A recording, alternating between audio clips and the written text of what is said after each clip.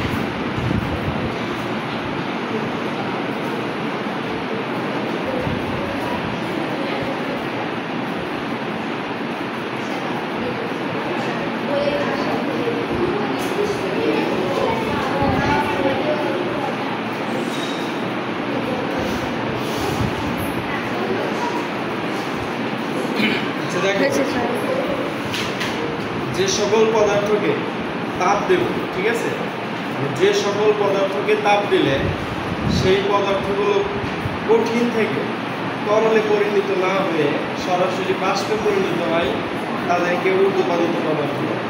অর্থাৎ তুমি একটু বোঝার চেষ্টা করো। আসলে আমরা জানি কঠিনকে তাপ দিলে কি হয়, তরল হয়। তরলকে তাপ দিলে কি হয়, বাষ্প হয়।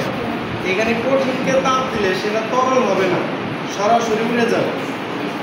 যদি একটা কঠিন পদার্থকে তাপ দেই, সেটা সরাসরি কি হবে, উড়ে চলে যাবে। তাহলে এটা কি পদার্থ, ঊর্ধ্বপাতিত পদার্থ, ঠিক আছে।